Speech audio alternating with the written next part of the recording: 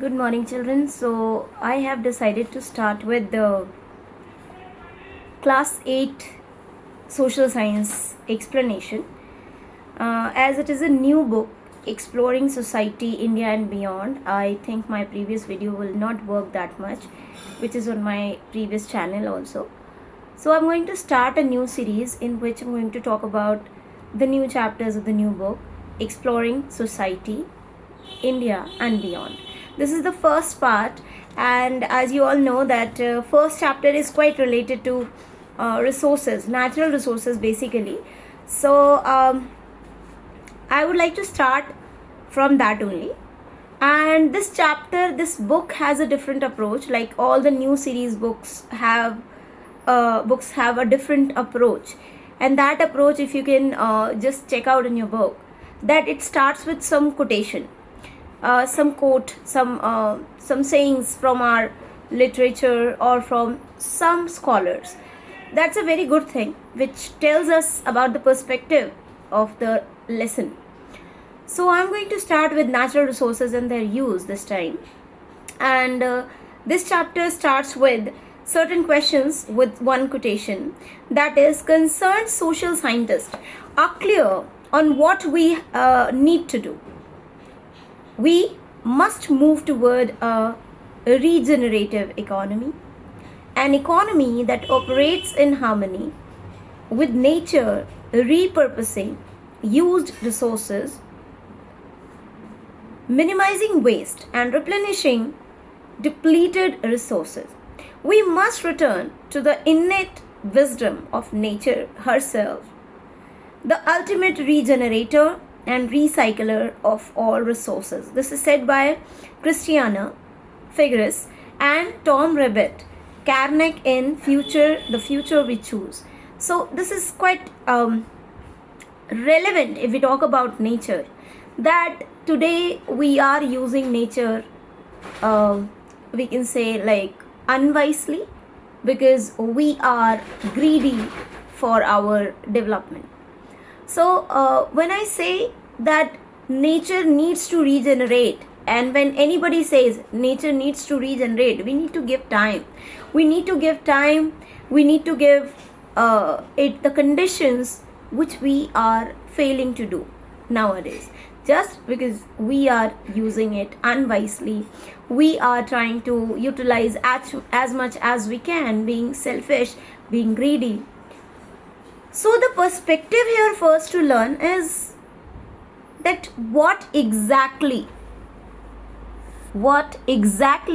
we are supposed to do as the social scientist or the students. I consider everyone who are learning social science, I consider them with the knowledge they can just bring change in the society.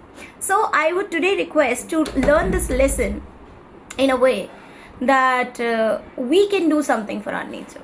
And of course, the students nowadays are doing a lot, and they can do a lot. So let's start.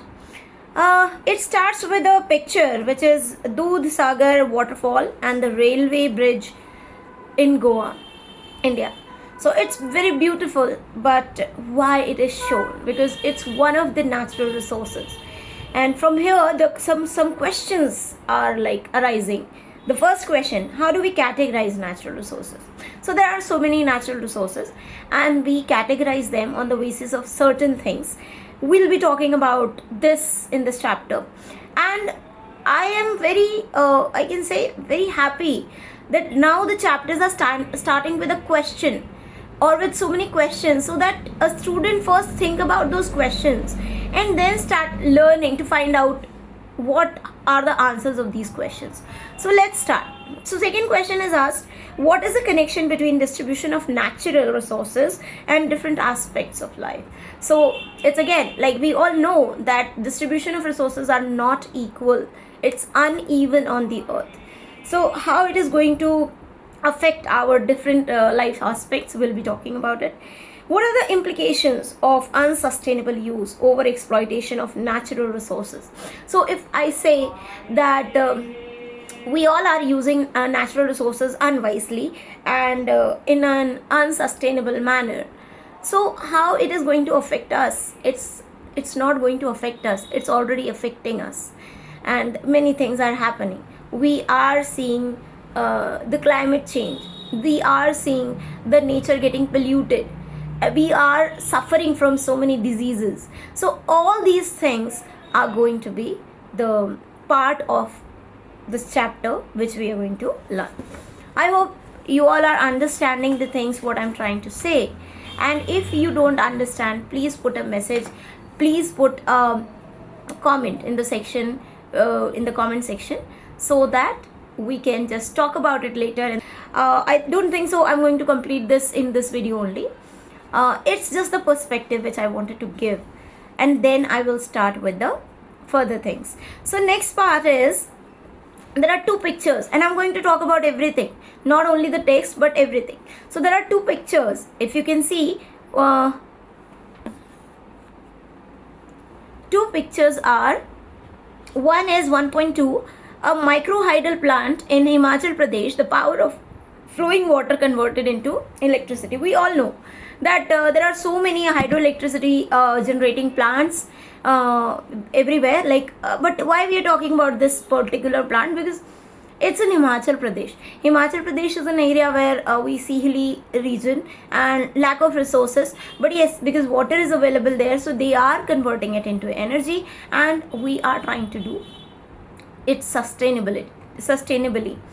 Okay, next is an offshore oil rig extracts petroleum from below the sea bed, and we all know that we need petroleum as much as we can, because today everything is working with petroleum. Everything is happening just because of petroleum, because of the energy. And we all know that because of this war between Israel and Iran, everybody is suffering. Even US is included in it. So everybody is suffering, right? Every country is feeling that there is some problem because they are not getting petrol. The Strait of Hormuz is closed, was closed for some time. So these things are going to affect us. So and these are just showing you how natural resources are being extracted in different manner and how it is being used in our life. So first thing it is asking as a question, again as a question, it is asking, when does nature become a resource? First of all, you should understand what nature is.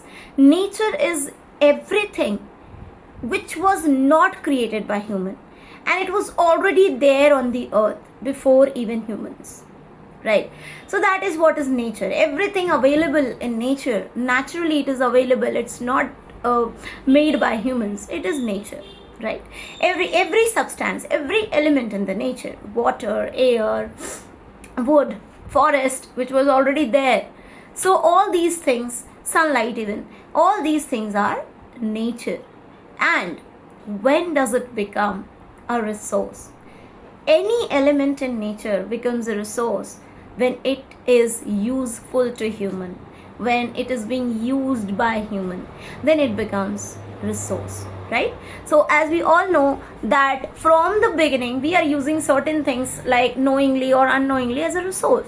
It is water, it is sunlight, air, we breathe. So all these things. So we can call these things as natural resource. So there are two criteria. If we want to call something in nature, something that is any natural element, as a natural resource, it must be having certain value, and you can say it must be having certain usage. So there are two things, usage and value makes any resource, any natural element as resource.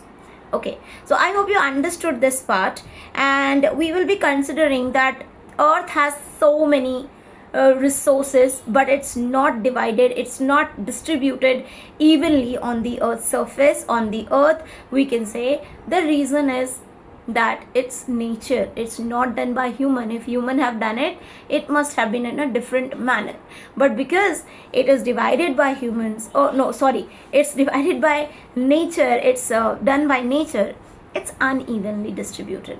Now when I say resources, so resources, everything that is being used by humans, and satisfying their needs are resources.